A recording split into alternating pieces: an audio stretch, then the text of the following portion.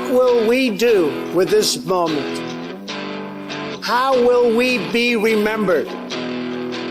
Look at the opportunities before us. This election really isn't about the left versus the right. It's about we, the people, choosing our government and the choice between freedom versus tyranny. Nobody has a chronic disease burden like we have. Why are we allowing this to happen to our children? Ultimately, the only thing that will save our country is if we choose to love our kids more than we hate each other. What is going on here is deeper than politics. It is deeply spiritual. We are being called to rise above the hatred and the fear and the evil. We need to remember above and beyond that we must love our neighbors, that we must treat other people as we hope to be treated.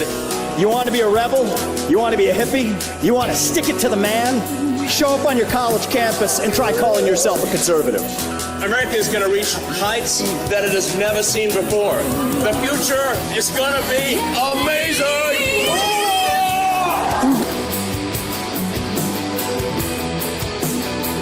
Do you want healthy children? Don't you want a president that's going to make America healthy again?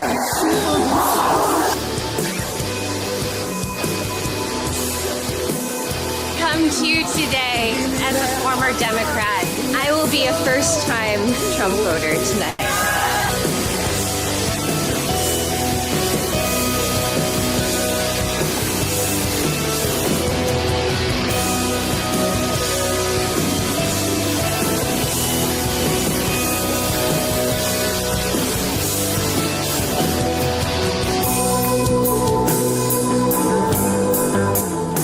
The people dreamed this country, and it's the people who are making America great again.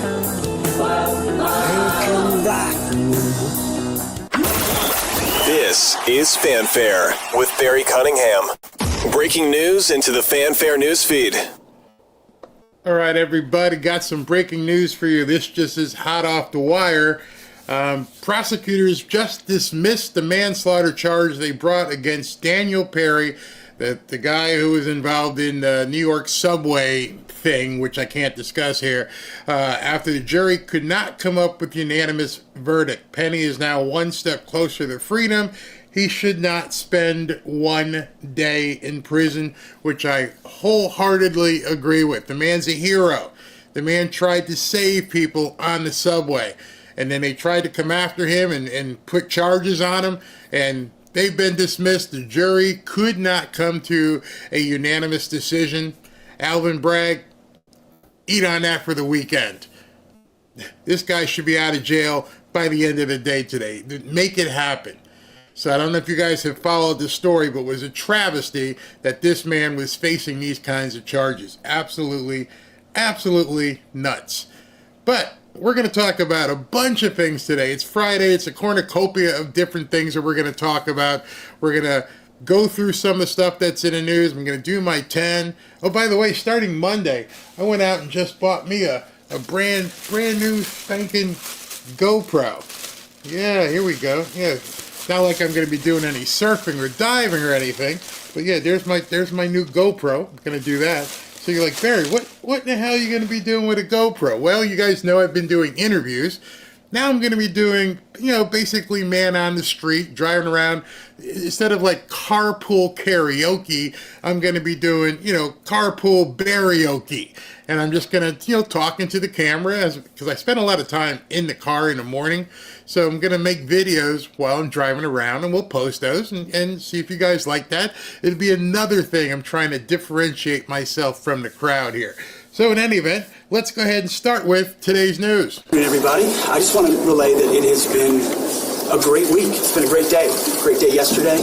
On the Hill, meeting with senators, earning every vote. I have a great deal of respect for this process. Advice and counsel have gotten great advice. We don't take anything for granted. The conversations have been robust, candid at times, with great questions on policy, personality, everything. So we're going to... I don't mean to interrupt Pete, but there's something I noticed when I was watching this. And I've seen a couple of different videos, and I just want to bring it to your attention. All the stuff that they're saying about this guy, same kind of thing they did with Kavanaugh. Notice the woman to his left, the blonde over his left shoulder. That woman is his wife. And as he's talking, spend a little bit of time looking at her. You can't fake that look. This woman admires the man standing up there. So if all this stuff that they've been saying has been true, that woman, she wouldn't have that look on her face. I'm just saying. That's just what I think. Earn those votes. We're fighting all the way through the tape. I'm grateful to have the president's support because his vision for this Department of Defense is to bring it back to its core capacity of deterring our enemies and, if necessary, defeating those enemies. And that means ultimately putting war fighting at the middle of what the Pentagon does. No more social justice, politically correct approaches to how we fight and conduct wars. This is about lethality, meritocracy, readiness, war fighting, and accountability. And I'm grateful that President Trump has bestowed this opportunity on me. This process has been a very good one, despite all the noise on the outside. Had a great interview with Megyn Kelly yesterday. And we'll continue to answer questions specifically to senators, who are the ones that deserve answers to every question they have. And in every office we've stood in, we've welcomed that opportunity. It has been a great week. It's a process that's ongoing, and we look forward to finishing it. Will you support the release? Will you support the release of that whistleblower report for the concern? It's very interesting what the press likes to dub a. Okay, so that was the guy from CNN. And they're still digging. Hey, will you support the release of this whistleblower report? You mean the report where the police in California said there was nothing to it, but they still want it? You have to think to yourself, well, why would they still want it? Because they want the salacious details. They want the details of what happened in the room and what happened beforehand and what happened afterward. You know, it sells. People, it's like, you know, what do you call those things? Harlequin romance novels. They want to publish all of the dirty details, even though they have the police report. I published a video here where CBS actually had the police report. But that's not enough. The fact that he wasn't even charged, there was no charges. No, that's not enough. We want to have some more details. Tell us what happened. Whistleblower report, which some others might clarify as an email from a disgruntled employee, one might say. So would you support the release of that? Do you think it convinced Joni Ernst? You on the issue of alcohol? No, we've had great conversations about who I am and what I believe, and frankly, the man I am today, because of my faith in my Lord and Savior Jesus Christ and my incredible wife, Jenny, right here. I'm a different man than I was years ago. And that's a redemption story that I think a lot of Americans appreciate. And I know from fellow vets that I've spent time with, they resonate with that as well.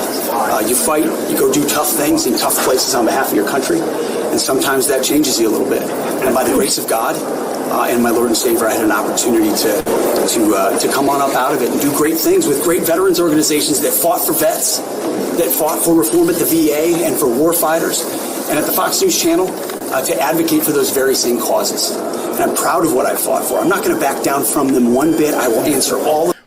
What I was waiting for is, you notice no one in the press ever talks about a man's faith. No one ever talks about a man's redemption. Why is that? Why is that never discussed? Why is that not news? Here is a guy who says, I'm a different person, and here's why I'm a different person. You see, most of you watching this video understand exactly what he's talking about. How he died to self and became a different man because of something. You've seen Russell Brand and some of the things that he has said. Big, huge public forum. And he's telling you how he turned his life around. That's not news. It doesn't, we don't want to talk about that. Those, you people, you know, you Jesus freaks out here. You're crazy. We just want to see the details of what happened back before you found this so-called redemption.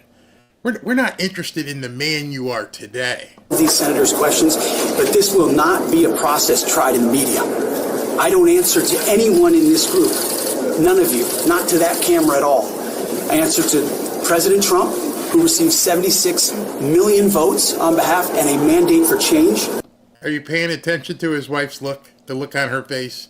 Sheer admiration. So if you're a reporter and you see his wife behind him with an adoring smile and look on her face, shouldn't that tell you something? I mean, seriously. Shouldn't that just be something that you're like, wow, this isn't a Tammy Wynette song. It's not Stand By Your Man. I'm sure she knew about all this stuff. And she's looking quite, full of admiration. I answer to the 100 senators who are part of this process and those in the committee. And I answer to my Lord and Savior and my wife and my family. I'm proud to be here. And as long as Donald Trump wants me in this fight, I'm going to be standing right here in this fight, fighting to bring our Pentagon back to what it needs to be. We'll have your conversation. So, you just heard Pete talk. Now I want you to hear who everybody says at this point is his biggest critic, Joni Ernst. And I've got 2 clips for you to listen to about what Joni Ernst is pushing or has pushed in her, senatorial career. Just 2 items should tell you volumes about who Joni Ernst really is. Now, this first one, I'm not going to be able to talk about too much because, the people here won't let me, but you can listen. I don't even have to say anything, so I'm not going to interrupt her while she's talking about this. You can feel free to comment, but just listen to what she says. Example of transgender people serving in our military. We have transgender people serving in our military. They will bleed red just as the rest of us. But I also take a stance that we should not be integrating transgender people into certain situations where it does make, if you have a female barracks and you have a transgender woman who has not transitioned, we shouldn't make the rest of the unit uncomfortable about that setting. There are certain accommodations we can make for that transgender individual. But if they bring value to our unit, if they have specialties that we can use, especially if we want to maintain an all-volunteer force. I'm raring to talk about this. I should have just put this on Rumble by itself, but I bet you know. We want to bring that talent into our services. And I know that's controversial, but again, I'm looking at what's good for our nation. And believe me, when we're facing a recruiting challenge right now, if people are physically willing and able to serve our country, we want them to do so. Today, many people across the United States are... Yeah, okay. So, now you see why one of the reasons why she doesn't like Pete Hegseth, whose first statement was, we're getting rid of all this stuff. We don't want this in our military. Oh, but, pearl clutching. Now, if you haven't seen this next clip, this might even be worse. Honoring the life of George Floyd. And so I would just encourage everybody to take pause and really reflect upon the loss of his life and recognize that it was taken way too soon. And it is very unfortunate that his death was the catalyst for talks that needed to happen a very long time ago. So I think it is a great time for us to reflect upon the life and the loss of George Floyd and understand the significance of moving forward and having really positive, encouraging talks. Seriously? You're from the state of Iowa? And I didn't see this back then. I'm seeing it now going, you have got to be kidding me. Is she a Lisa Murkowski, Susan Collins protege? This is absolutely insane. About what it is to be a person of color across the United States.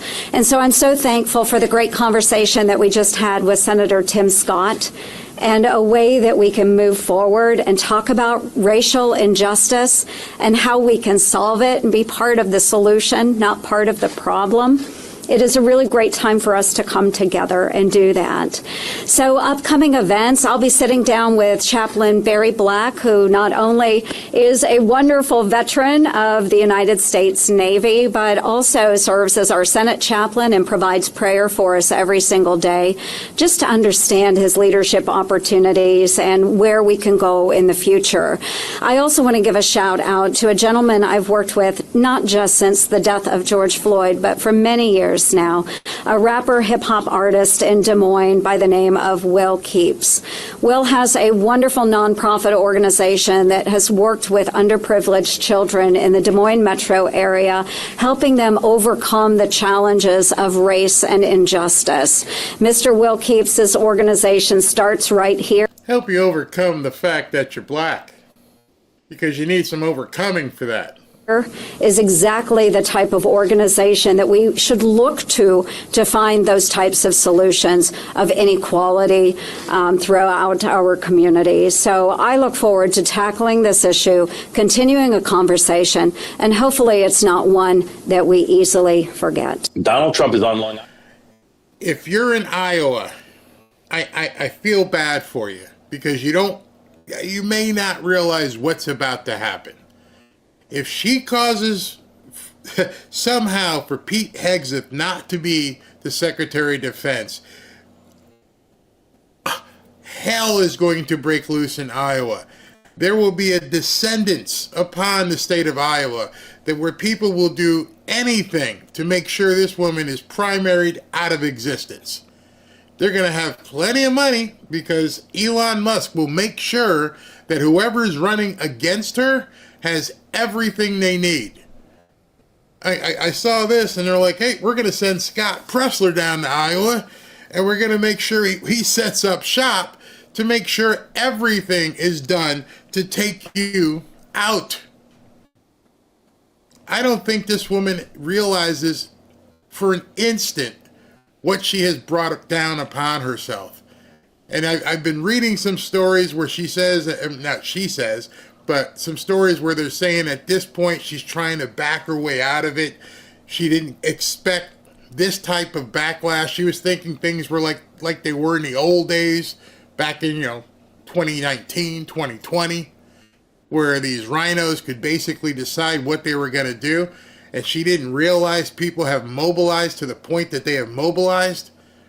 And now she is facing a firing squad per se. And you stepped out there and you stuck your head in the guillotine for nothing.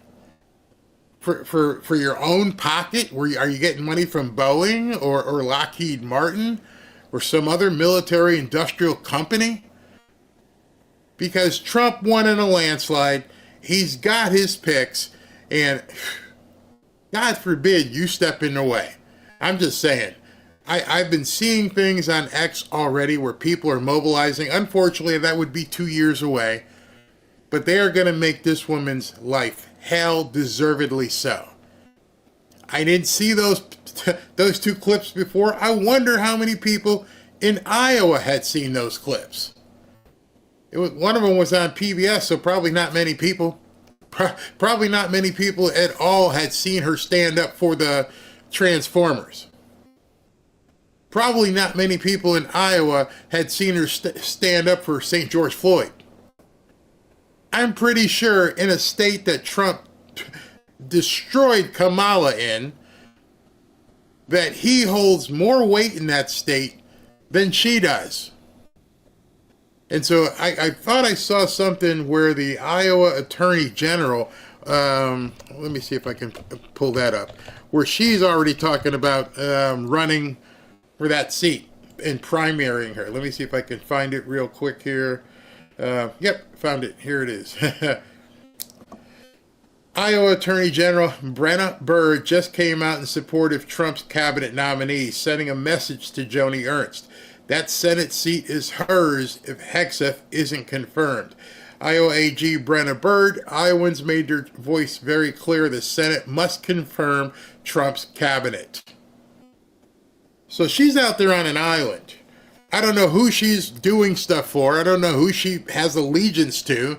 But her state, who put her in office, said to her, you better be backing Trump and anything Trump wants to do.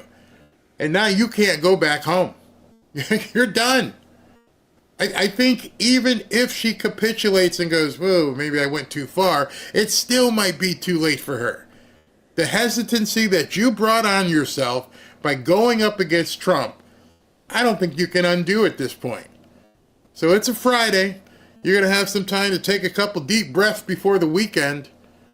But you made a big mistake. You and Lindsey Graham, and of course Mitch McConnell, this isn't your grandma's Republican Party. We're not going to stand for it. Ain't going to happen. There's a reason why we voted this guy in. There's an absolute reason why we knew what he was going to do, that he was going to take a wrecking ball to things. If you didn't like it, you should have spoke out then. You should have told the people in Iowa, oh no, we don't want Trump. But you aren't woman enough to do that. You hid. And now you're trying to do things behind the scenes, and people are calling you out, and you're not used to that. And unfortunately for you, your military-industrial complex buddies can't give you any cover. There's nothing they can do for you. And so when people start digging, and they see who you've gotten checks from, oh yeah, they're going to publish that. You can count on that next week. Those things will be published. And people will start digging and going, hey, where'd you get this house? Where'd you get this car?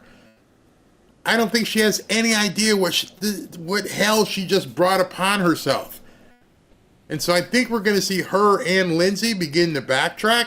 And if there's other people are doing the same thing behind the scenes, we're going to see, because Trump came out as strong as possible.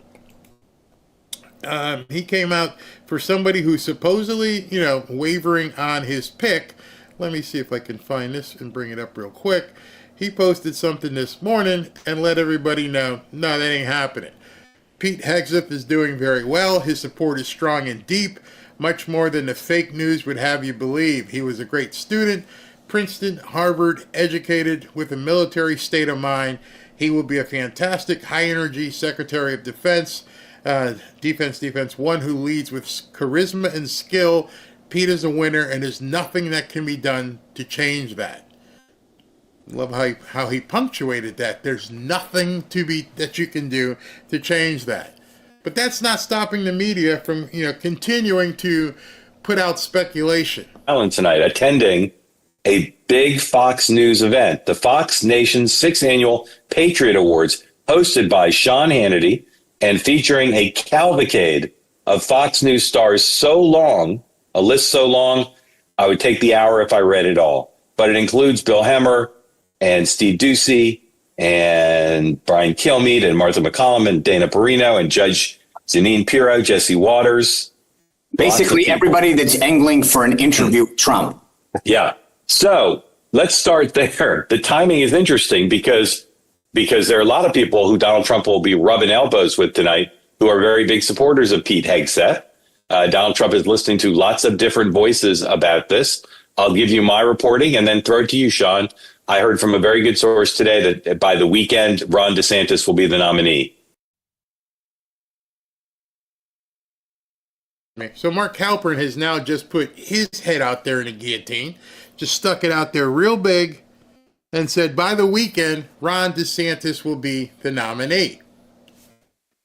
So I don't know who your source is, but unless Trump plans on having egg on his face, unless J.D. Vance has plans on having egg on his face, you're telling me that by, Sunday, I will give you the next 2 days, that by Sunday, Ron DeSantis will be the nominee for Secretary of Defense.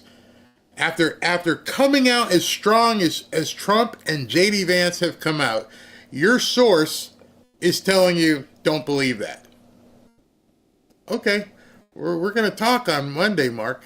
For Defense Secretary, one source, I'm not telling you it's definitely true, but that's certainly the case. However, if you go on X, you will see another cavalcade of strong supporters for Hegseth who who are making this a test of Donald Trump's fidelity to MAGA, and they find it insulting that someone who MAGA has turned on bigly, Ron DeSantis, would possibly replace someone who casts himself at least as full-on MAGA. So I live here in South Florida. I have loved the job that Ron DeSantis has done as governor of Florida. I understand his naval background. Believe it or not, I don't have a problem with Ron DeSantis. Do you know why I don't have a problem with Ron DeSantis? The same thing I tell you guys all the time. If Trump doesn't have a problem with Ron DeSantis, I don't have a problem with Ron DeSantis. I don't know what happened behind the scenes. I don't know if it was, two guys vying for a candidacy and they were taking punches at each other. But what I do know is since he's been elected, he and Ron DeSantis have been on the same page. I've seen it down here.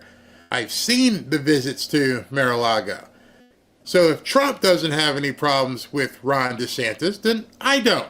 So forget all that anti-MAGA crap. Because I live here and I know full well MAGA lived quite well under Ron DeSantis. That being said, I don't think Ron DeSantis wants to get into the fray of all this. He doesn't need to. He's positioning himself for the future. I don't know where these guys get their information from, but if Trump isn't showing any signs of, withering, and if JD isn't signed, and I'm talking about today, as recently as an hour ago, JD Vance is out there saying stuff. And in this piece, you're going to hear from Caroline Levitt. Contrary to what many in the media are reporting, there has never been a wavering in the optimism and the confidence from President Trump in Pete Hegseth. He is brilliant. He is intelligent. He is a war fighter, a decorated combat veteran who honorably served this great country. And when you hear him speak on Capitol Hill, you hear how passionate he is to stand up for the war fighters, the men and women who are honorably serving this country in uniform. The Pentagon is clearly failing the American people. Look at the conflicts we are embroiled in abroad. They just failed their 7th audit in a row. The American people elected President Trump to nominate outsiders who are not entrenched in Washington politics to shake up the swamp. That's exactly what Pete Hegseth is going to do. That's why the swamp is after him. President Trump stands by him 100%. Pete Hegseth. Now, you have to remember who her position was. That's Caroline Levitt. During the entirety of the campaign, she was basically the PR director and communications director for the Trump campaign. January 20th, she's going to be the press secretary for President Trump. So she's speaking directly as the president is directing her to speak.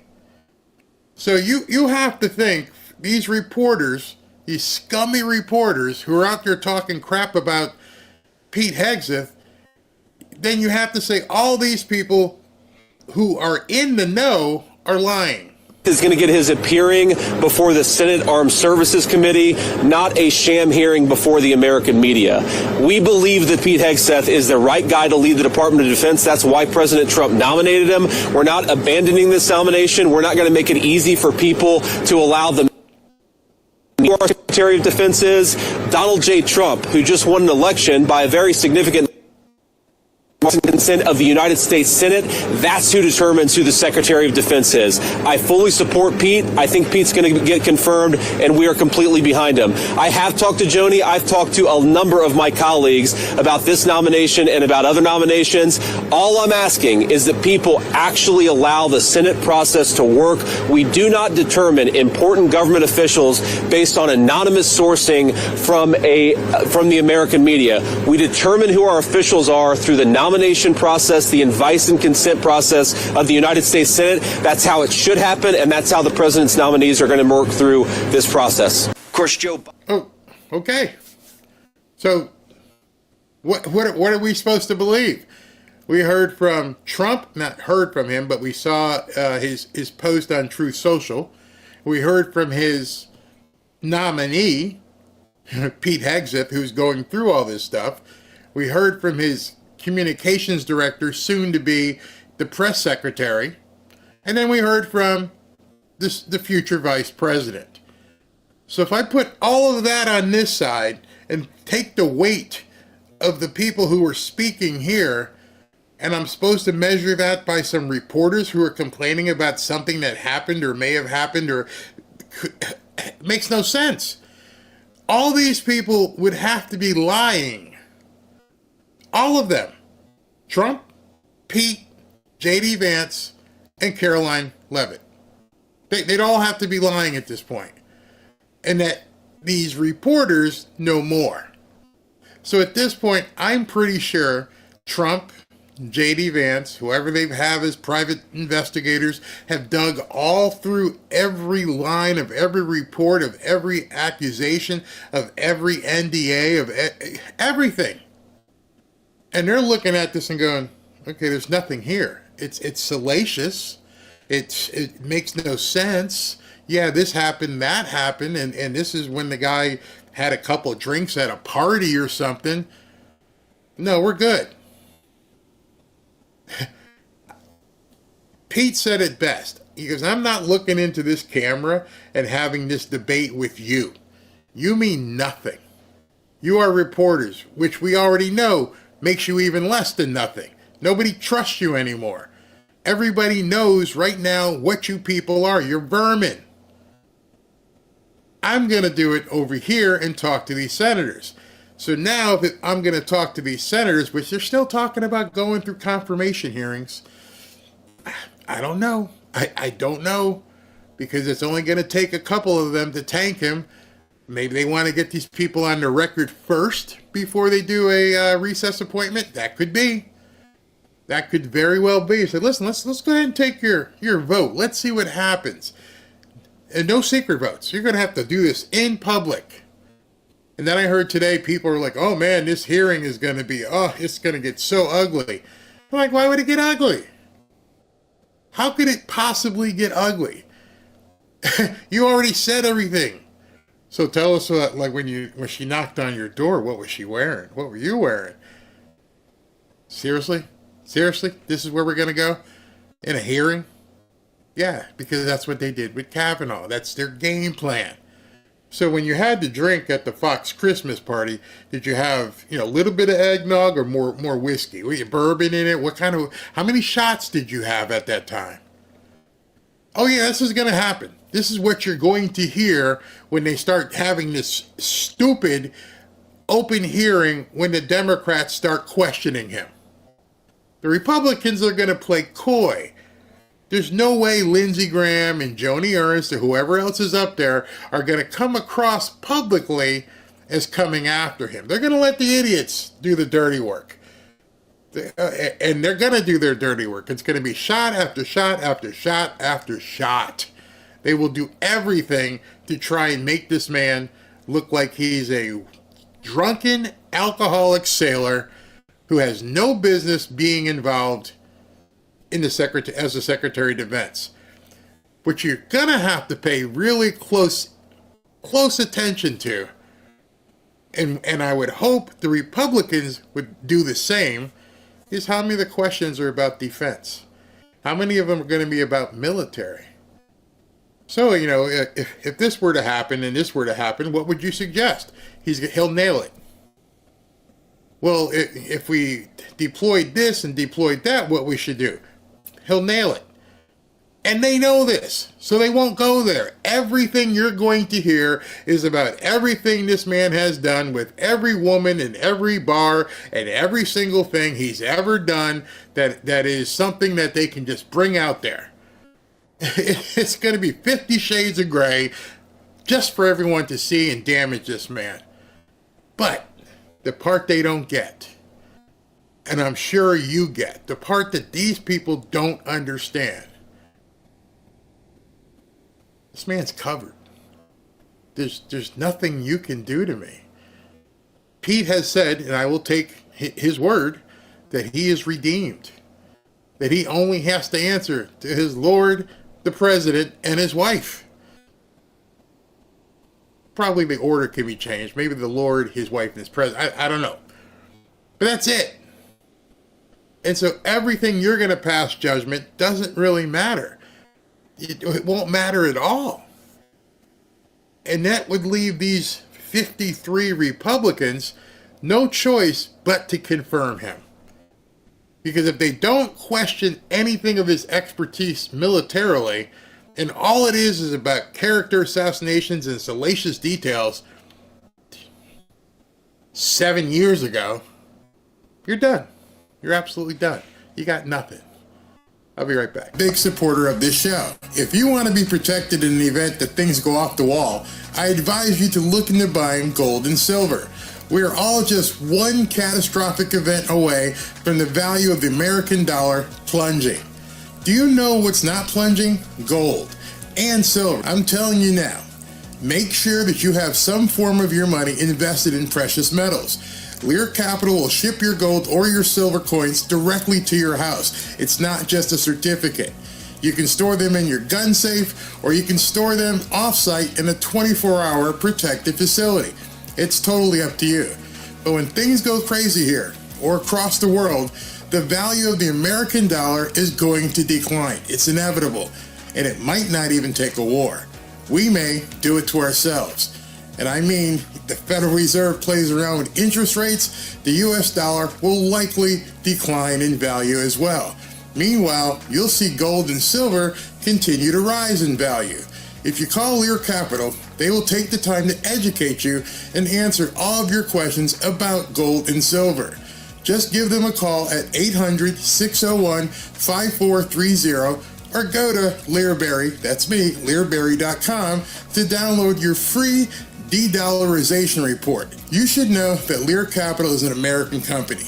If you call them today, you'll be speaking with people right here in the United States. Now is the time to take action.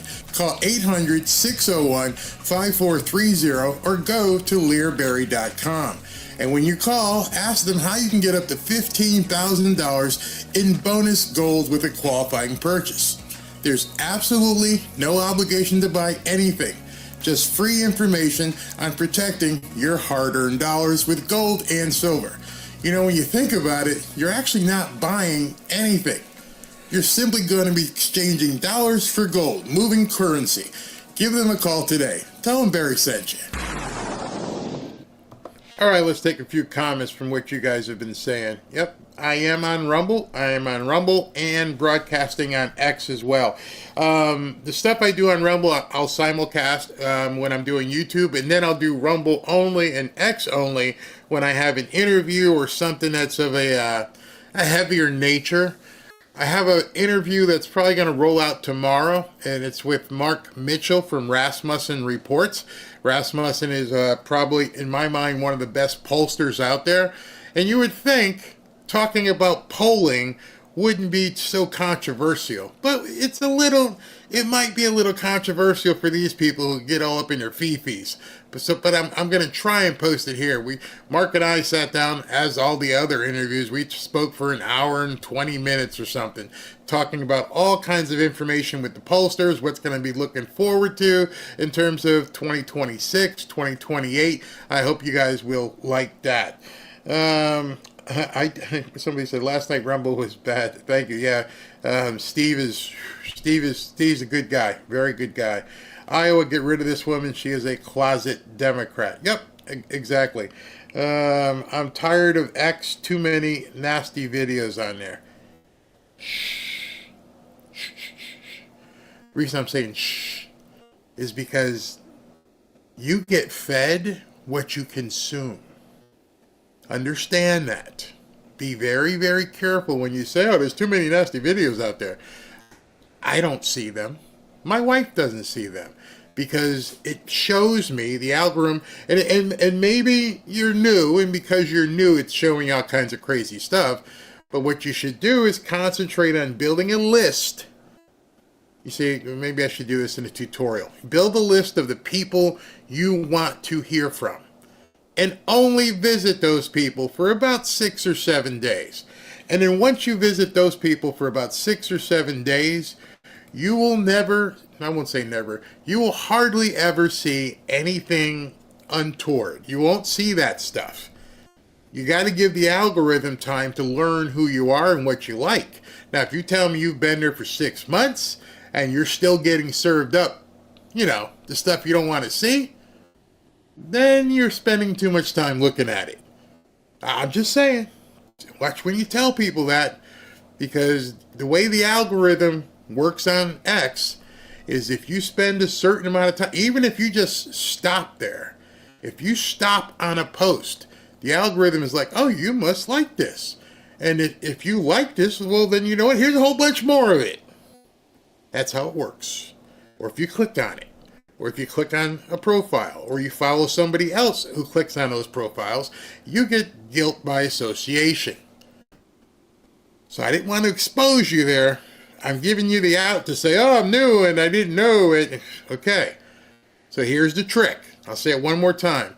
Follow Trump, follow J.D. Vance, follow Caroline Leavitt, follow Dan Bongino, follow me, follow like 10, 15, 20 people, Benny, people that you just specifically want to see. And don't do anything else but watch our post. Like it, comment, do whatever you want until the algorithm realizes, oh, you like chicken. I'll give you more and more chicken. And if you tell the algorithm you like some crazy stuff, it's going to feed you that crazy stuff. That's my Twitter lesson for today. Just understand, you are what you eat. See, we always say that in our, diet. You are what you eat. You are what you consume. The algorithms know enough to give you that same stuff over and over. So it might be funny to go ahead and check out Hop to a Girl. You're going to get more of that kind of stuff. Just understand. I don't mean to digress, but I just wanted to help you in case you were having an issue. Because, damn, you might be.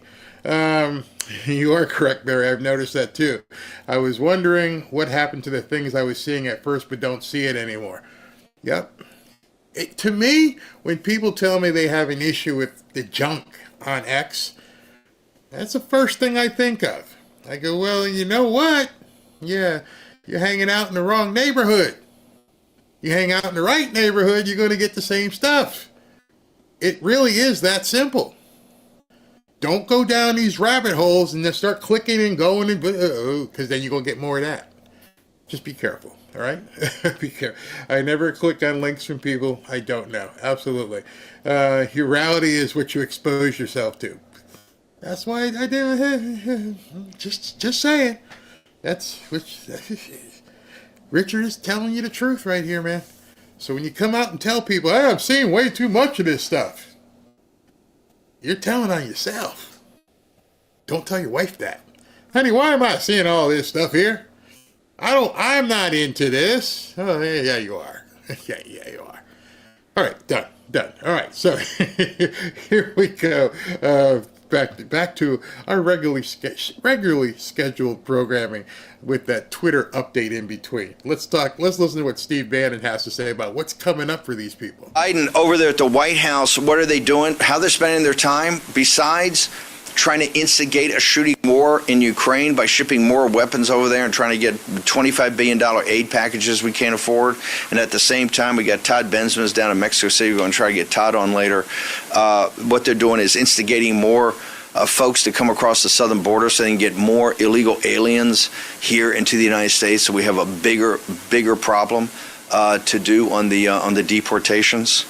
So in case you don't know, it seems like on the QT, what the Democrats are trying to do is do everything they possibly can to cram everything into these last 30, 40 days. Everything. Let's see how much money we can send over there. Let's see how many of these newcomers we can get in here. Let's see how many of these people that we can hire and make them and promote them so Trump can't fire them. They're doing everything they possibly can. One of the things that happened today, I don't know if you guys know this, but Adam Schiff resigned. The congressman from California resigned. But I believe on Monday, he's going to be sworn in as the next California senator. Gavin Newsom is just sticking him in another place. Why would he be doing that? So he can get on all these different committees and try to hurt Trump. For now. But I think he got something coming. What do they spend their time on? Wait for it. Preemptive pardons. What is a blanket preemptive pardon? Well, I don't know. I'm not so sure it's constitutional. I'm sure the Supreme Court will have to decide. We've so rattled these people. Yeah, okay, so a lot of people have been asking this. What in the hell is a preemptive pardon? No one's... That's no man's land. Hey, Hunter, we pardon you for up to December 1st, and that's it. And everything back there. Okay. So you other people who've never been charged, we're going to just pardon you just in case you get charged. There's very little case law in that. And so you got a lot of people going, can you even do that? Well, they're going to try. We've so rattled them. They know their crimes, and they're so rattled because finally somebody in opposition to them is saying, hey, we're coming after you and we're not going to stop. We're not going to stop. We're going to be relentless. We're going to unearth your crimes. We're going to investigate, adjudicate, put you on trial, and then incarcerate. Investigate, adjudicate, incarcerate. I love how you just said that. That might be a t-shirt. Might have to make a t-shirt. Investigate, adjudicate, and incarcerate. I like that. I like that. Sounds good, Steve, because that's what they're afraid of. Again, they never expected he was going to win the second time. They thought they had it taken care of. He was going to go to jail, or one of these things he's going to go to jail. It was going to turn off so many people from him that they wouldn't vote. And so they messed up again. But they didn't know what we were capable of. And so now they're terrified. They don't want those three things to even begin. They don't want the investigation. They definitely don't want the adjudication. And hell no, they don't want the incarceration. They can't survive that. You're going to go broke. You're going to spend all your money. You're going to be worried nonstop. Am I going to prison? Andrew Weissman, the entire crowd, we're going to get all the connective tissues of the text messages, all of it, in the vast criminal conspiracy, not simply against President Trump, but what you did to the life movement, the parents movement. There's so much. See, that's where I think a lot of people don't realize it. This isn't, I even mentioned that in a prior video. I said, this isn't even about what they've done to Trump. Trump is one guy. Even if you did, a bad malicious prosecution, and you did this and you did that to him, he's one guy. Although he's a president, he's still one guy. You got 1,500 people who were adjudicated, investigated, and incarcerated for January 6th. 1,500 people there can't wait to take a shot at you. Who got lawyers probably lined up now that Trump's going to say, yeah, you can go after them. Oh, yeah. Oh, yeah, you can go after them. Let's start digging. 1,500. Class action. Wow. Never mind the little elf on a shelf. Oh, we're starting looking at the Jabberwocky. What did you do there? How did this stuff happen? Oh, did you lie? Did you make someone go away? Did you make someone lose their job? Oh, did you have this fake, waiver of liability? We're going to strip that. Go for it. Hey, Nancy, how are you making all these trades? And who else is making these trades with insider information? That would be an SEC violation in addition to all the... It ain't going to be hard. We've seen it. They just didn't prosecute anybody. They didn't follow the 8s. The investigate, adjudicate, incarcerate. They didn't do any of the 8s. They ignored it. So all we're looking for is somebody like Kash Patel to step in and do the first 8. Investigate. That's what the entirety of law enforcement is about.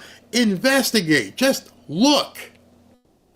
And then and they didn't do any of that for the last 4 or 5 years. Nothing. Don't even look.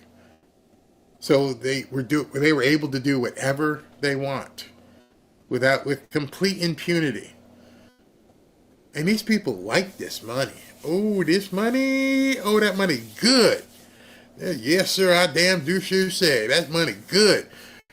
And that's what's going to do you in. I mean, Nancy, you could have made like $5-6 million and said, you know what, let me back off.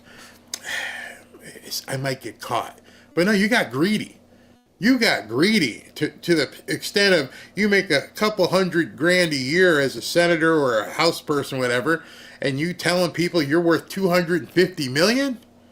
You ever build anything? Nope. Ever sold anything? Nope. Just stock. Oh yeah, we're gonna have to go with the 8s here. We're gonna start with investigate. It's a vertical that will go quite deep.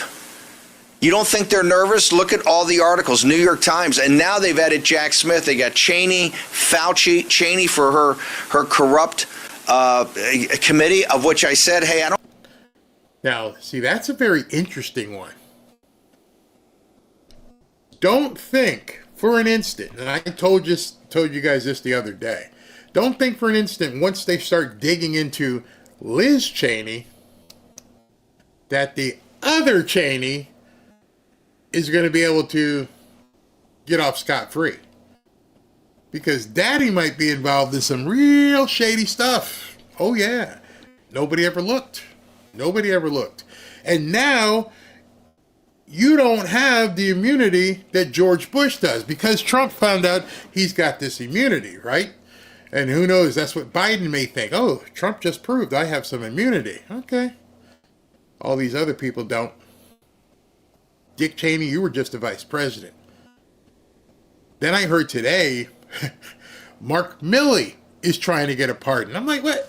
What the hell did Mark Milley do? You're just the general in the army. What did you do that you might need a pardon? Man, the roaches are running. They are running. And the media won't report it. You have to look and find what some of these people are doing. You have to dig. Mark Milley, let me see if I can find it so I can bring it up for you because I was shocked when I saw that. Why would a general in the army need a pardon? Let's see. Ooh, Judicial Watch is going after him now too. Let me see if I can find him. Here it is. Yep, here it is. Boom. Just that fast. White House lawyers studying preemptive pardon for Mark Milley. Damn, how deep does the rot go here? How many people were involved in some sordid crap? You got people in the upper echelons of the military that need pardons now? For what? This ain't good. This is not good. Once Kash Patel gets in there, and I believe at this point Kash Patel will get confirmed, these people have nowhere to go. So Steve's absolutely right. I don't care if I go to prison. I'll never concur that committee's legit, and I'll never concur with them. I'll never bend the knee that President Trump did an executive privilege, the separation of power. Screw you. Hey, and I came out of prison empowered, and you were broke. You're broke, Nancy Pelosi. You were broken by the American people, and I called it back in late August and September when I put out that statement from Danbury that the politics of joy was not selling, and now it's all the politics of joy. We broke you, and now you're going to pay for what you did to the American people. This has nothing to do with President Trump. It has nothing to do with Steve Bannon. It's not vengeance. It's not retribution. It is justice in the administration of justice. We can never, ever, ever, ever, ever allow to happen what happened in the 4 years of your illegitimate regime. And the American people are ready to kick you into the dustbin of history. And that's why I keep saying, and I'll say it again right now, I don't see how it's possible that these people will be able to legitimately win elections for the foreseeable future. I think people are going to see, they've hid it from people. Oh, it's Republicans, oh, this, but wait till these people get laid naked bare and people see, what, you've been doing all this? You've taken hundreds of millions of dollars? You've gotten kickbacks from over there. You got this, you got that. I'm sitting here trying to figure out how to feed my family, and you tell me if I don't get stuck, you're going to fire me. And yet, you're living like kings, queens. Oh yeah, it's going to get bad. So now we have to take it to its logical conclusion. You can't stop. This is one of the reasons American people are so frustrated. Other good news, as they do to the complexity of what's going to happen starting in January, right now it's the border first. Yesterday we got a kind of an announcement from both Johnson and Thune through unofficial channels in the reconciliation process, which is kind of like, way they have to get through and get around the filibuster. It's going to be the border and deportations and all of that first to set up that structure and to get it on the books and to go with it. Executive orders and whatever laws have to be passed, plus budgetary methods. That's going first, which is something we've argued about. You got to show a commitment. President Trump has run on this now twice. You got to close the deal, and then they're going to do taxes. And why is that? Trust me, they're trying to finagle up there every possible way to make sure the wealthy get taken care of. No, it can't happen. These have to be populist tax cuts. The burden of turning this around, and you just saw in France the fall of the government right here. The New York Times not happy about this. New York Times saying Le Pen is holding France hostage. What she's doing is trying to stand up for the working people over there. Now understand, I don't like it, but Trump is traveling to Paris for the reopening of Notre Dame, the cathedral that burned down. Meanwhile, the entire government of France is collapsing. I hope he's got super duper protection going on over there in France. Don't trust anybody. And I don't even know what the benefit of doing that is. Unless he's got a message he personally wants to deliver to Macron, which is possible. And then tomorrow we'll have some news, because I'm not sure what time the game is, but Trump will be at the Army-Navy game, and I'm sure he's going to get thunderous applause from the cadets in the Navy, the midshipmen, and the cadets of Army. So that's going to be an amazing thing to see happen. So all of this is happening. This is the backdrop of what's going on. And meanwhile, these people are scurrying on the ground trying to figure out, how do we stop from going to jail? How do we stop these people from doing the eights? The eights meaning, as I said, investigate, adjudicate, and incarcerate. They're terrified. They don't even know what to do at this point. The populist nationalists will do. You can't let the wealthy feed at the trough. You cannot let that happen. Populist tax cuts, but here's the good news. They've kicked that off until later in the spring. That'll be number 2. First will be immigration, the border, and deportations. I've met with presidents before. So I want you to hear this piece I found from Glenn Beck. And I think he echoes the sentiment that many of us feel. We didn't see this in 2020. We were pissed off. And now, sitting back, and you do your postmortem from before, and you realize this needed to happen this way. It wasn't fun. We didn't like it, but it needed to happen. You see, these people did whatever they did in 2020, and they got happy, and they got fat and happy, and they got extremely rich, and they felt they were 10 feet tall and bulletproof. And they did anything they wanted for 4 years. Took your money and did all kinds of things with it.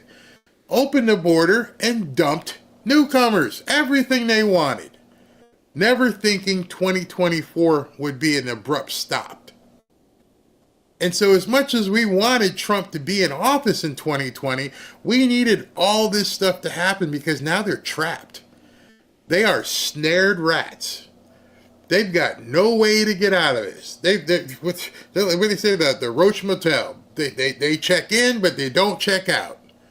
And right now we have them, and they know we have them, and these people are imminently going to begin turning on each other. You see, because many of these people ain't built for jail cells. As much as they wanted to put Trump in one, they're not built for it. So whether or not the Lear jets start flying off to countries unknown, or if people start turning evidence and going, hey, can I cut a deal? Huh, depends what you got. Who do you want to talk about? And they start talking. And so everything that we went through for the last 4 years, as uncomfortable as it was, I now realize, yeah, we needed this to happen. Because now we have them. Now we've got these scumbags. We got them. And we got the same guy back with a better cast of characters. And so Glenn's going to be talking about that right now. I met with Ronald Reagan. I met with George H.W. Bush. I met with George W. Bush. And I met with Donald Trump. I have more confidence in Donald Trump now than any other president I've met with. The guy is super, super informed. It is a blessing, honestly. It is a miracle that he lost in 2020. And I say that, you listen to this show, you remember what I was saying. We're all doomed. We're all going to die. Okay. I have to jump in here because I'm seeing some of the comments here, and some of you guys know exactly you've obviously been red-pilled for quite some time. I'm seeing stuff like, yeah, that 17th letter of the alphabet said it had to happen this way. Those of you who don't know what the 17th letter of the alphabet, we should have a talk on Rumble one night where we can just talk openly. Because all of a sudden, I was going to include that in tonight's video or today's video, but I was like, no, if I start talking about the 17th letter, these people here get nervous. Oh, yeah. But lo and behold, guess who was talking about the 17th letter last night? Anderson Cooper was talking about the 17th letter last night. Why would he bring that up? Why would Anderson Cooper on CNN, CIA, begin talking about the 17th letter? Because a lot of people are seeing that future proves past. That's an old saying, future proves past. And we're seeing a lot of what we had saw, and it's eerily prophetic. I mean, like, hair on your arm stand up prophetic. They called us nuts. They called all of us nuts. And now we're starting to see some of this stuff going, oh, yeah. So let Glenn talk here. The country is over if we don't correct this in 4 years. We would not have had this president, the man he is today, if it wasn't for his loss in 2020. He had 4 years to go, okay, what did I do wrong? How did they get me? How did they thwart me? How do I stop it? And how do I reverse this machine while dismantling this machine? He is laser focused on that. And if he said it once to me, he said it 1,000 times. Glenn, it's going to be breathtaking. Breathtaking. Ooh, chills. Oh, chills. It's coming. Change is coming, and it is coming fast. They are not going to know how to deal with it. Make the hair on your neck stand up yet? Sound like something we used to talk about a couple years ago. You know, no one can stop what is coming. We heard that over and over. No one can stop what is coming. And I heard Glenn say this, and I'm like, Glenn, you might as well put that on the bottom of your screen in big ass letters. Excuse me. Sorry, Lord. In big letters. Big, giant capital letters. You should have just put NCWSIC. No one can stop what is coming. Because that's what he just said. It's going to be breathtaking. Breathtaking. I'm filled with confidence. And again, I say this with the caveat that, the left will never say, but I say this with a caveat that I would say on any president. As long as he's constitutional, as long as he's following the Constitution and the laws, he's going to be remembered as one of the greatest presidents of all time. Because he's at least going to give it a college try. I mean, he's going for it. Think about that. He's, quote, going for it. So all this stuff you hear in the news, oh, well, Trump might pull Pete Hegseth's name and he might do this. And I'm thinking to myself, you have no idea what's coming. This man has game planned this out. He has tweaked it. No, we're going to do this first. Oh, no, let's try to put this puzzle piece here. Let's do this. He's had 4 years. I bet you while he was sitting in that, quote, frozen courtroom up in New York, he was jotting stuff down going, oh, you got no idea what I'm about to do to you people. Oh, it's cold in here. You're making, wait till you see what I do to this person. I saw his face at some of those hearings, and that wasn't a man who was afraid. That wasn't a man who was concerned about being convicted. That was a man of complete determination. And I would see some of those pictures, and those pictures were his eyes just looked like he was looking through a camera. Steely-eyed. Like, you have no idea what you're doing. You really have no idea, do you? And there's only a few people who know what I'm going to do. Very, very few. So all the people in the media can say anything they want. I bet you Mika and Joe went down to see if they could get some information from him. And at this point, Trump is like, hey, how you doing? Yeah, lunch, yeah. Oh, that looks nice tie. Yeah. Get out of my face. And the only thing I keep equating it to, you guys know who watch my videos, you know I love The Godfather. And Robin and I watched it the other night. And I'm not calling Trump a mafia don, and I'm not saying he was going to take anybody out. But it just reminded me of the scene. If you guys remember at the end of Godfather 1, where Connie comes running back in, Michael, you killed Carlo. And he just looks at her. And then Kate kind of looks at him. And did you do it? Don't ask me about my business. Did you do it, Michael? Don't ask me about my business. Michael, I just got to know. No, Kate, I didn't do it. Looked her right in the eyes. Looked her right in the eyes as the guys came in and kissed the ring one at a time. Now, I'm not intimating that Trump is a criminal, not intimating that he has guys whacked. I'm just saying that there are so few people at this point who know what this man is capable of and where he's going with things. And his eyes aren't telling any story, anything but determination.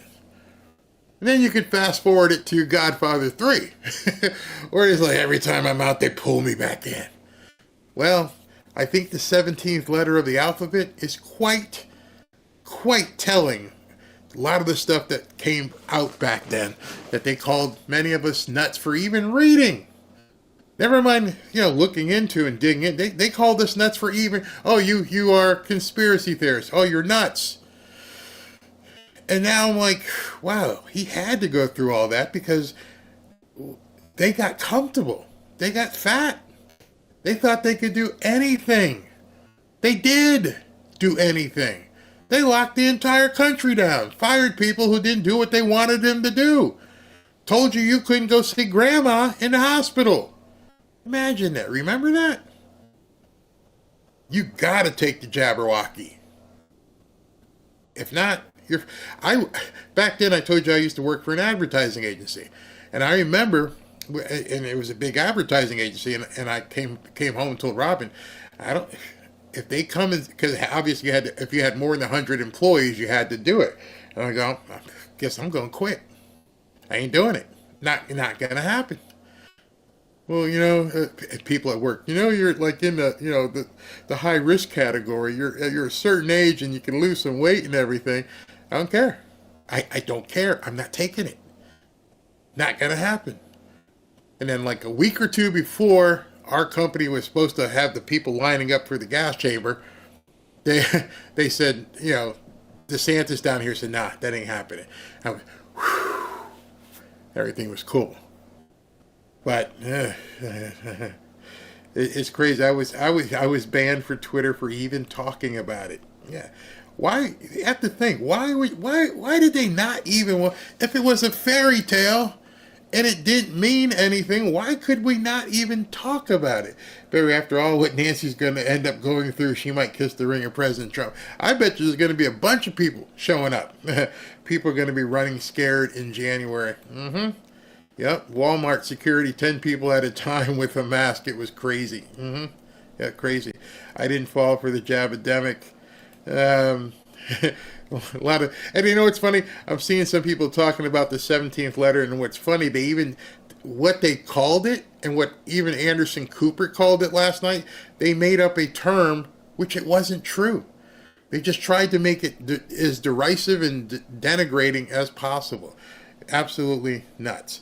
So let me go into today's 10 things so you guys can see this, and hopefully we can talk about those. Here's the big finish. 10 stories that you just gotta hear. Number 10. There are going to be times, potentially, when one side tries to stack the deck and lock in a permanent grip on power. There was a time that even though I despised this guy, despised him, I respected his ability to be an orator and command a crowd.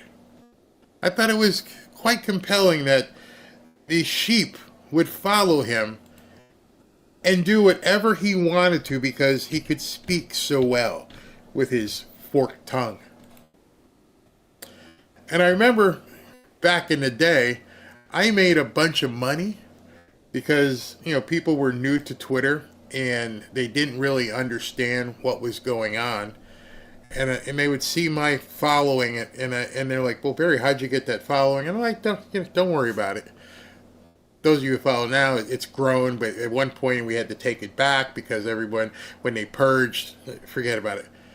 But I have a follower who, it struck me and many other people, like, why is this guy following you? So, what you may not, you probably don't know, and I'll show it to you real quick, but he follows me to this day. This is his personal handle now of 131 million followers, 522.6, and he follows me. He's followed me for years and years and years. And so I had a not from a political thing. I like people who can talk and who can orate and say things, and I realized this guy had the charisma to be able to convince people to say things, almost like a forked tongue. That man isn't him anymore. This is a man who, I mean, I'm older than him. I may not have as many hair, but they're not looking like that. He struggles for words now. This man, to me, seems afraid. He has no political currency whatsoever left. He got embarrassed with this whole Kamala thing. You got nothing left, bro. And listen to what he said. He's trying to blame Republicans for what the stuff that he did. Let's see. Either by actively suppressing votes or politicizing the armed forces or using the judiciary, the criminal justice system to go after opponents. And he just doesn't look well. He looks afraid. In those circumstances, pluralism does not call for us to just stand back and say, well, I'm not sure.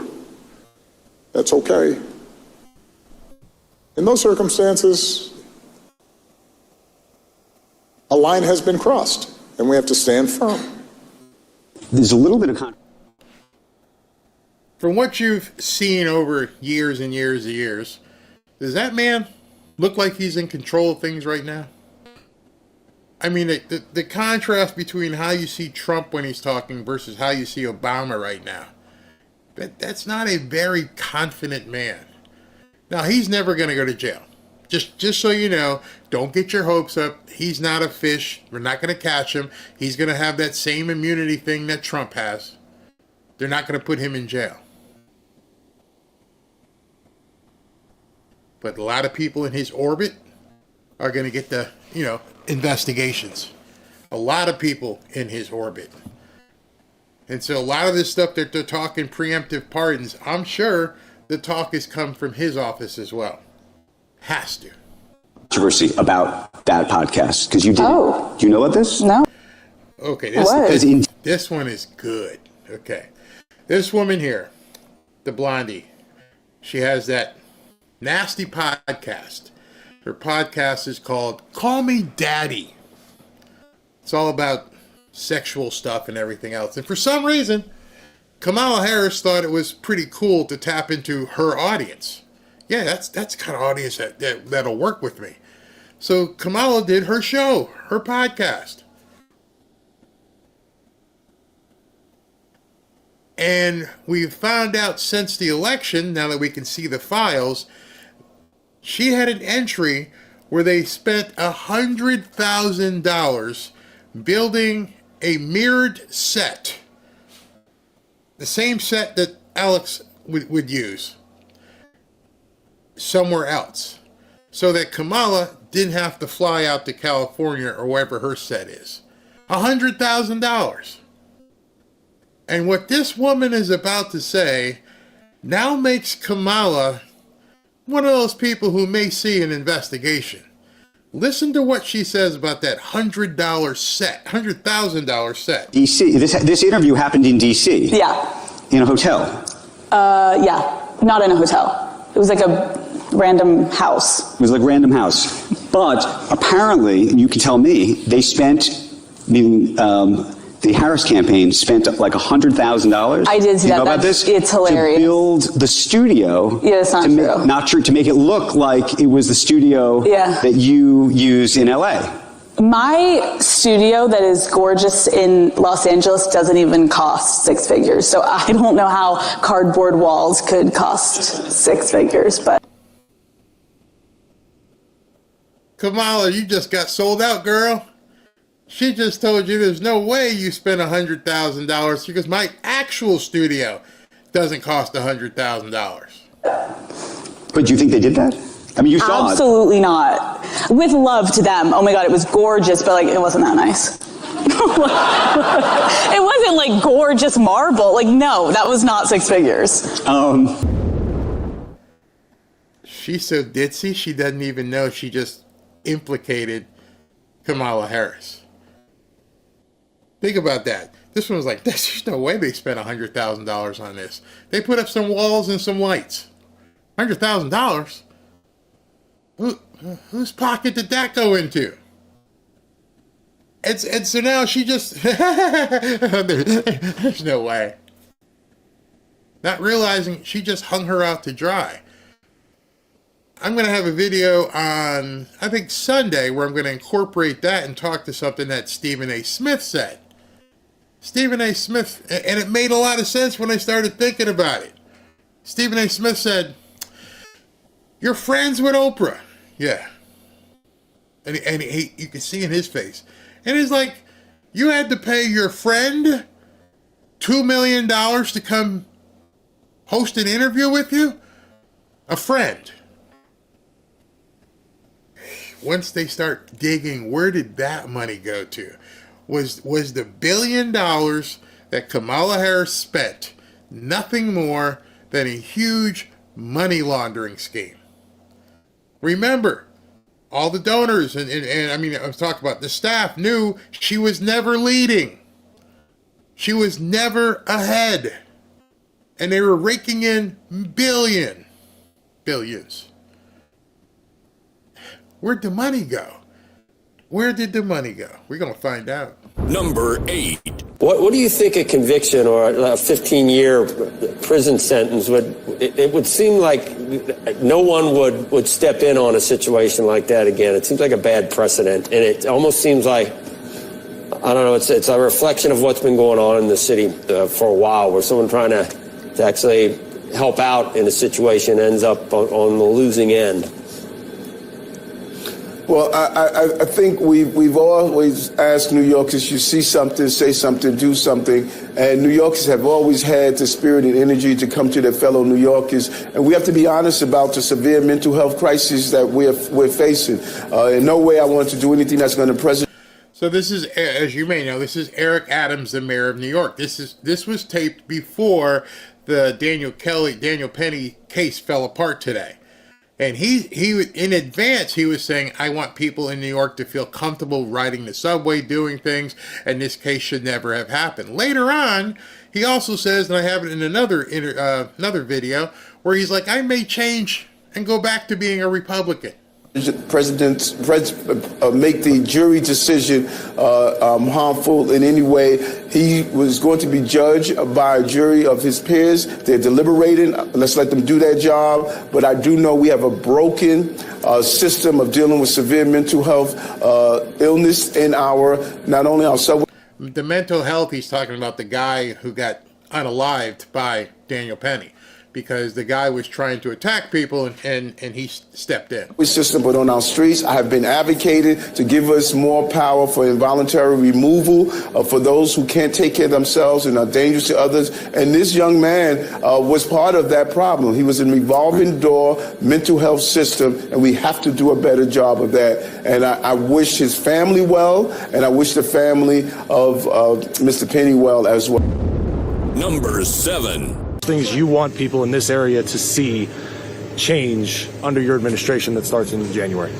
Well, I think one, hopefully it doesn't take 45 days for this to happen.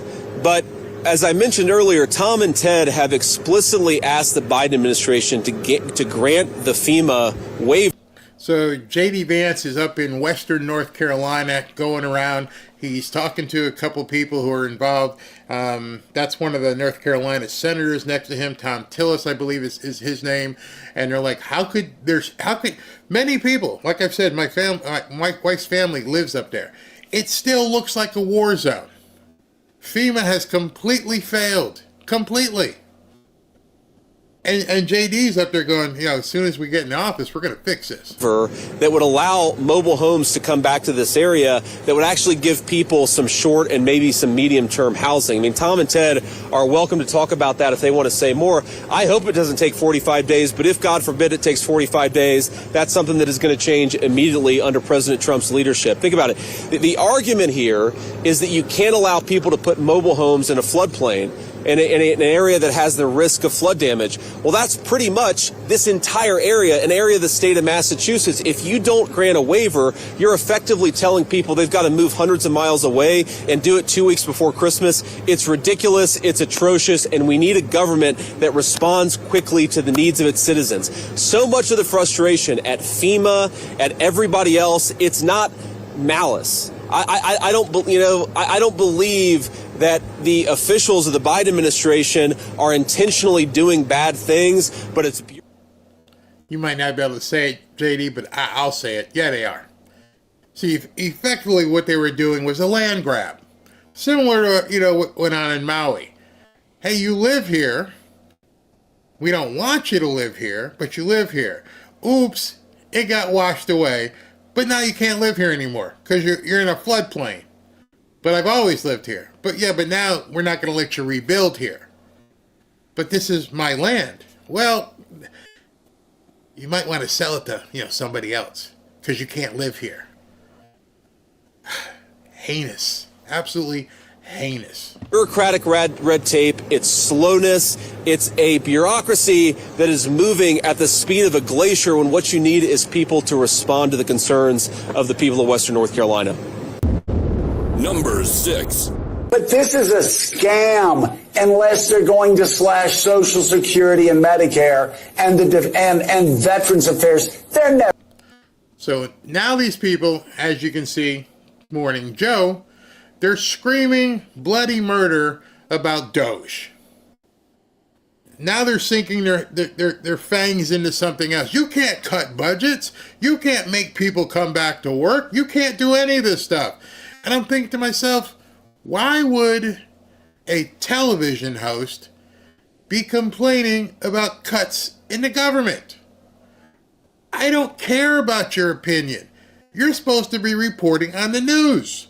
Hey, today, Elon Musk and Vivek Ramaswamy said they're going to cut $2 trillion off the federal budget. Here's what they're going to do. Why would you even have an opinion, Joe? What exactly is your end game? Why are these people freaking out? I think we know. We're going to get to $2 trillion, so they need to just stop pretending. You know, Joe, I feel like Vanna White. I'm just turning letters up here, and you're actually Pat Sajak telling people how it is. It makes me so mad. It's so disingenuous. I'm happy to be your letter guy. But you said it exactly right, Joe. This is a completely disingenuous, unrealistic, ridiculous idea. It's a ridiculous idea to trim the fat out of government. It's utterly ridiculous. Why? Why would you make a statement like that it's utterly ridiculous, given some of the misspending we've seen over the years? You just sent $1 gazillion over to that country. The Defense Department can't find $2 trillion.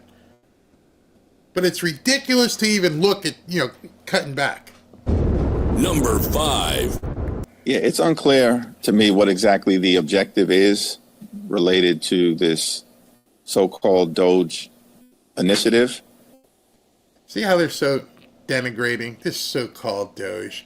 Okay, I don't know if any of the reporters you're talking to can actually articulate, but the objective, which you're questioning, is to save the taxpayers dollars. It's pretty simple. And if you're in Congress and don't understand that we need to trim the fat and get the waste out of government, maybe you shouldn't be in Congress. How do you not know the objective of cost cutting? It says it in the word, cost cutting. From our perspective, we want a federal government that is effective and efficient and equitable. And did you catch that last word? See, that last word tells you everything about Democrats. This is why I cut this piece. Efficiency and how it works is something that you can obviously look and trim. That third word he said, equitable, has no business, has no reason to be involved in the nuts and bolts of a budget. See, that's how badly it's so ingrained in their ideology. I'm gonna push that back a couple of seconds. Let you hear that again in case it went by too fast. Okay, let's listen to that again. Federal government that is effective and efficient and equitable. Effective, efficient, and equitable. I don't know where you work or where you have worked, but I'm pretty sure the CFO, the accountant, the bookkeeper would look at the checks and the invoices and go, okay, we spent this much on pencils and it is efficient because more people need pencils. Okay, we spent this much on electricity. We may need to bring it down a couple notches in the summer because we're spending too much. It's no longer efficient. Tell me where in that equation any CFO has said, wait, okay, hold on. You missed a section here. Here is the efficient. Oh, okay. Here's the effectiveness. Yeah. But was it equitable? What? What do you mean? I mean, I'm a CPA. That line never shows up. You look at a spreadsheet. Oh, here's the income. Here is the expenses. Here's the bottom line. There's no field for equitable. The Democrats are so smooth at inserting BS. And nobody raises a hand. And I saw this and I went, wait, stop. How many people saw that video and just went, oh, okay. What the hell did equitable come into a math equation? How do you balance a budget with equitable as one of the line items? How do you do your household? I know if I went out there and said, hey, you know what? I went and just I just bought this new GoPro because I'm going to do some video stuff with it. Okay, how much did it cost? Oh, it cost this much. Okay, what's the efficiency of it? Well, I'm going to be able to record better videos. Okay, and guess what, honey? It's equitable. Said no husband, no employee ever. But Democrats say it. It's really important for you to remember when you're talking to or listening to liberals, because they insert equity into everything. Even a budget now has to have some sort of equitable equation into it. How do you pick up my calculator? I see a plus, I see a minus, I see a multiply. I don't see an equitable key. How do you calculate equitable? Our government is so rotten, they've redefined calculation. They've redefined accounting. You cannot have an efficient, an effective government if you have to insert whatever the word is, equity. People make me sick. And to the extent the other side of the aisle shares that objective, which is what is right for the American people, then we'll see if there's common ground that's possible. Democrats will, of course, have to be directly involved to the extent that there is any legislative aspect of this, and we will. No, you won't. No, you won't. There's this thing called an executive order. He's going to use a lot of them. Remember, I think Obama said, my pen. No, there's no legislation. You can't insert equitability into a math program. Can't do it. By necessity, be engaged, because it's clear that the incoming House Republican majority will not be able to do much without us. Number 4. There is a lot of downsizing that Musk and Ramaswamy can get done, even without Congress, from having President-elect Trump use executive orders to axe regulations to gutting waste from federal spending. But when it comes to the dollars and cents... Who said that? I did. That the federal government has at their fingertips to spend, that is up to Congress, and they are getting some backup from unlikely places. Senator Bernie Sanders saying Elon Musk is right. There are things that need to be chopped, and other Democrats are joining in too. Ultimately, I just think that there's not a single American who thinks government's perfect, that, there's not anything that can't be changed. So I think Democrats should embrace government efficiency. I mean, I don't know why it's controversial to eliminate waste. I think anybody could support making our government more efficient and saving whatever money that we can. And a big part of Musk and Ramaswamy's plan is to reduce the overall size of the federal workforce. Musk this morning mentioning a report that basically says if you don't count security guards and you don't count maintenance people, less than 1% of federal workers show up into the office in person every day, 40 hours. Did you know that? I didn't know that. I heard that and I went, oh my God, the American people are so screwed. They have so screwed us for so long. If you take out the maintenance people who got to wash the floors and clean the windows, less than 1% of the federal government goes to work. Let that sink in. Whatever that budget is, less than 1% of those people go to work. All these buildings in Washington that you drive around in, or drive around and look at, you go on a tour, less than 1% of the government employees go to the office. Man, that's some serious equitability there, isn't it? Hours a week. That's something they want to change, and they don't think a lot of people will stick around to show up in person to work, so they think that would significantly reduce the number of workers off the bat. I have a question. I know that Congress has control of the spending. Does Congress have control of the deductions? That would be an interesting interview for someone to find out. So you've always heard Congress has the power of the purse. Hey, we need an extra $5 billion for, that country over there. Okay. And we need $2 billion for this. Okay. You know what? We're only going to give them $300,000. We're going to cut it. So maybe you have this left over, but we're going to cut this here. and we're going to cut this here. Who's got control of the cutting? I'm thinking Trump went through this and spoke to Elon and Vivek, and somebody found that out. I think they found out that Congress doesn't have control of the cut because they never do it. Everything is about spend. We need to spend more. We need more tax money so we can spend more. When's the last time you've heard a congressional hearing on cutting money? When's the last time they've ever had a hearing on, hey, we're going to cut this one?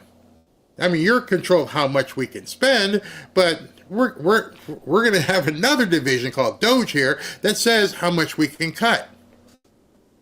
Interesting. Number 3. First of all, will Kash Patel be confirmed, as I expect he will be, but you're the guy who knows. What do you think? Yes, he will be. People I have great respect for, people like Trey Gowdy, have recommended him highly. I'm still looking to schedule. This is John Cornyn, the guy who doesn't want to vote for Pete Hegseth. So he's gonna, now they're saying, hey, we'll put in Kash Patel, but this guy Pete Hegseth? No, we couldn't go there. A meeting with Kash, but I think, certainly has vast experience, including working on the House Intelligence Committee on the Russiagate scam and the Steele dossier scandal. So look forward to meeting with him. I met with Pam Bondi the next.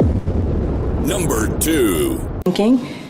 All right, so Karine Jean-Pierre, she decides to have a talk today. I guess they're back, he's back from Africa, whatever. So she's going to hold a press conference. So they're going to ask her a bunch of questions about, all this stuff that's going on. Oh, you know what? It's Trump's fault. Yep, it's Trump's fault. He did. He wrestled with this. And again, he said in his statement, in his own voice, that he made that decision this past weekend. And the fact is, when you think about how the president got to this decision, circumstances have changed. They have. What circumstances have changed? Please do explain to us what circumstances have changed. And a couple of things, and I said this on Monday as well. Republicans said they weren't going to let up, weren't going to stop. Recently announced Trump appointees for law enforcement. I still haven't got to the point of what circumstances have changed. I'm pretty much sure Trump said, I'm going to obliterate the deep state, and we're coming after you people. So nothing's changed. You just realize, oh crap, he's serious? Uh-huh. He nominated Kash Patel and Pam Bondi? Uh-huh. So he's actually serious about this, yeah. Oh, we got a problem. Have said on the campaign that they were out for retribution, and I think we should believe their words, right? We should. See, she just gave herself away. I know I'm one of these people who stops it so you can hear the words. She said, and I quote, they've been saying this stuff out on the campaign. You mean for months? Which means you've heard it. He's been saying this stuff out on a campaign. So you knew it was coming. You just didn't think he was going to win. That's what changed. You see, when you listen to people, and I dig in and listen to people, what they say, you did know that he was running on this. You did know that he said, we're going to come after y'all. What changed was, oh crap, he flipping won. That's what changed. November 5th happened. That's what changed. These people can't even lie straight, and they lie to the people in front of them so often that these idiots who sit in front of them don't listen to what they say. She was asked, what changed? What changed? Something changed. Oh, it said, the circumstances have changed. What circumstances changed? He freaking won. Oh, that's the circumstance that changed. You never thought that was going to happen. It caught you by surprise. We better go ahead and pardon Hunter and pardon a whole bunch of other people really flipping quick. Because it wasn't the fact that he nominated Kash Patel or Matt Gaetz or Pam Bondi. None of that's the change. The change was November 5th. You heard her just say it. He's been saying it all along on the campaign, so he didn't change. You're just not going to be there. Believe what they say. The sentencing was coming up, as you all know. There was a sentencing coming up, and the president said this in his statement, that Hunter and his family had been through enough. Enough is enough. And he wrestled with these circumstances, these changing circumstances ultimately.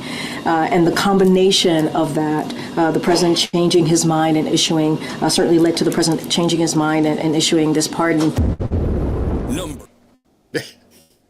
These people lie. So it's Friday, and we didn't have our prayer night last night because neither of the pastors were available. So we're going to go to church real quick here with this last number one cut. We're going to go to church here. I'm just going to shut up and let you listen as we go to church. Number one.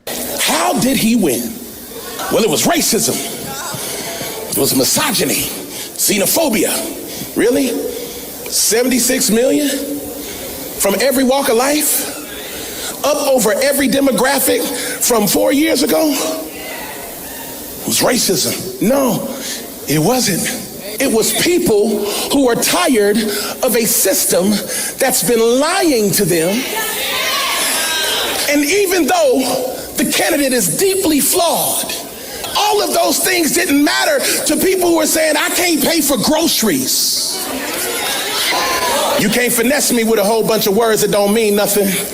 Your celebrity endorsements didn't help you. You better say. No, and people are hurting, they're lost, they're wounded, and they're broken. All of what happened Tuesday had already been written by heaven. None of it caught God off guard. And none of it will impact the people of God in a way other than what God intended for his people. So here's my question. Have any of God's promises changed? No. Has God's love changed? No. Did anything catch God off guard? No. So what you crying for? So what you crying for? Yeah, I'm sorry I had to go to church there. Ooh, I saw that online. I was like, oh, he said it. He said it all right there. That's exactly, what are you barking at? That specifically summed up the entire thing, all the stuff that's going on with Pete Hegseth, everything that's happening, what we're seeing. These people are squirming. They're trying to find a way out, and there's only one way out. And unfortunately, it ain't one of the eights, because when they start investigating, adjudicating, and then incarcerating, then you may find that one way out. And you had 4 years to figure it out. You did the wrong thing, and now daddy's home, and he's pissed as hell, and there ain't nothing you can do about it. Too bad. So I got one little bonus piece. It has nothing to do with what we talked about today. I just wanted to give this guy some props because I had forgotten, and I had taken too much time. I was sick, and I didn't cut this in. But Tommy, this is for you.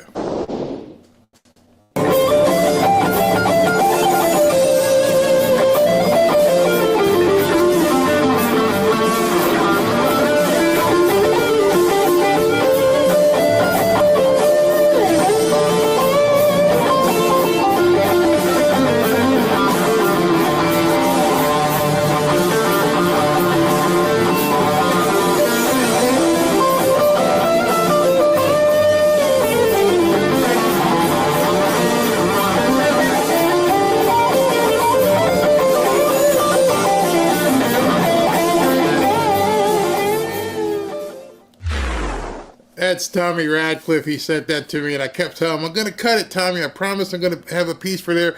I figure out how to use it in the show and everything, and Tommy was shredding. He's an always here. He's probably not here today, but that was Tommy, and I thank you for that, Tommy.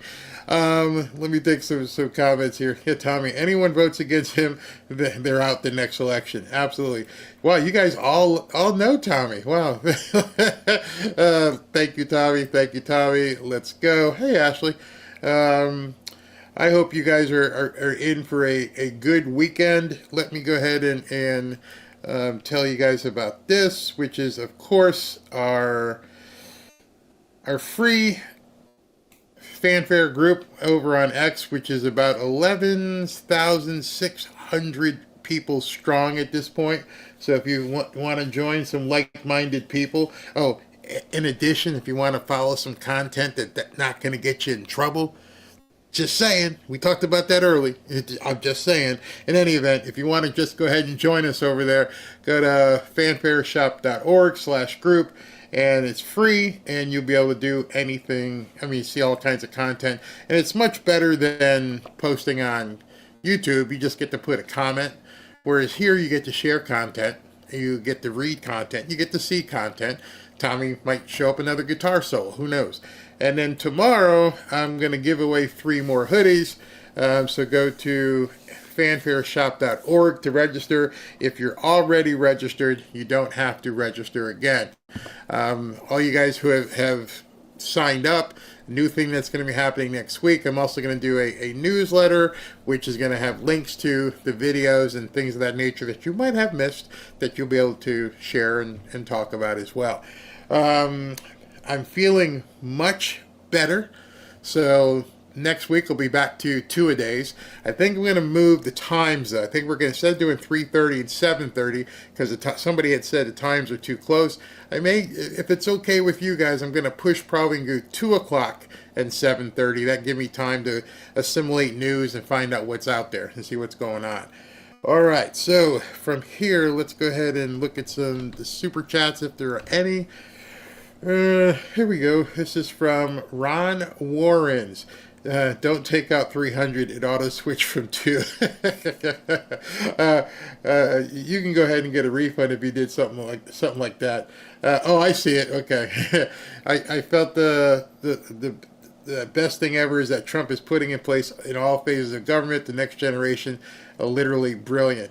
Ron, here is your $300 one. Go ahead. And I don't see it. That comes directly to YouTube. So if that obviously was a mistake, go ahead and take your credit card or hit YouTube up and tell them that was a mistake, because I don't do any of the transactions. Joy Kirkland, and here I thought we were done with word salads. Damn, I guess not. Nope, we're still getting word salads. Ronnie C. Blessings, Barry. To all, Barry, I tag you along with Elon, President Trump, on my ex post about my frustration with suffering of the people in North Carolina. I will check that as soon as I get out here. Eggchin 22. Barry, it's not news anymore. It's just propaganda, opinion pieces. Absolutely.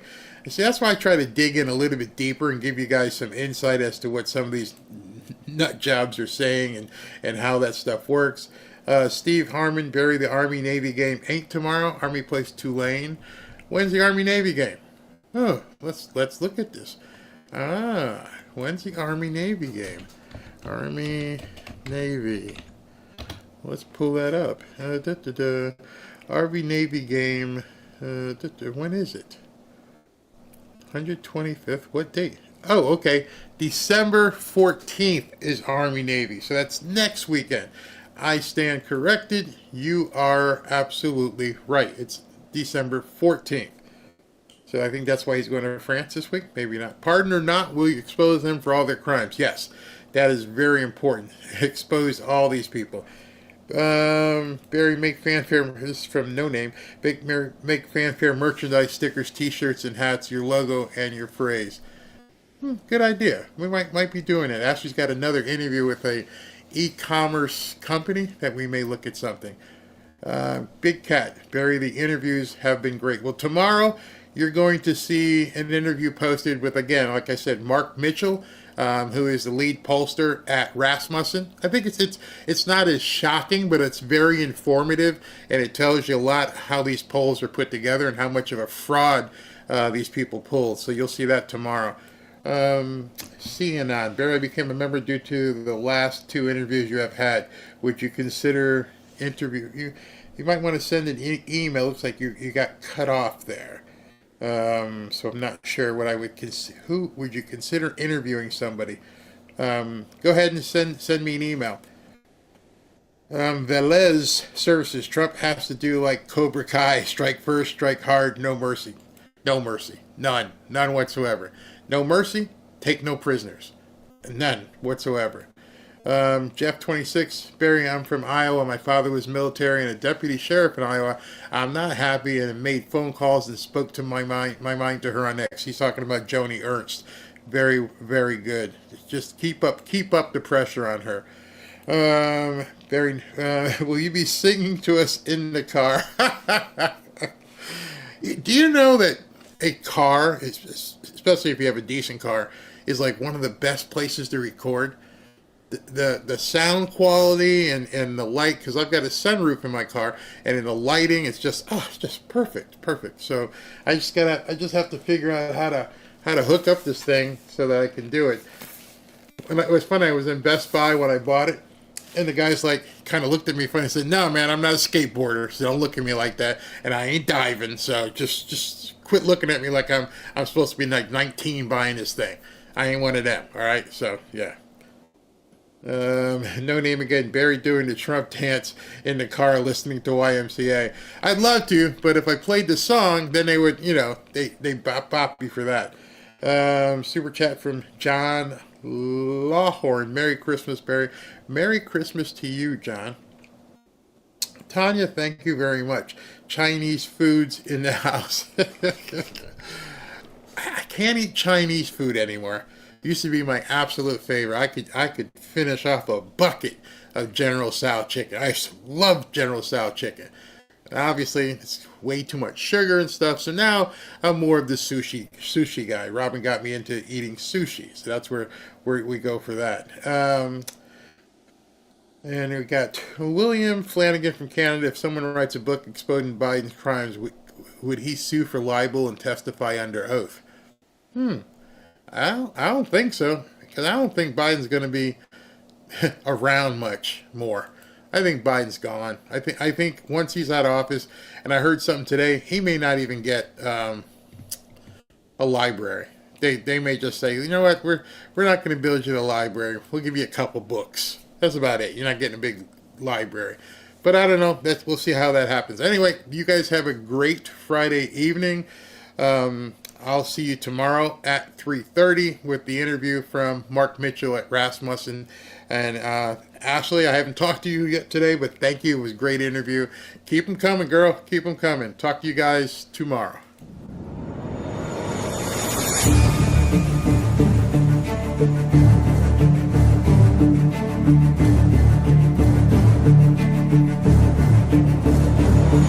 Thank you.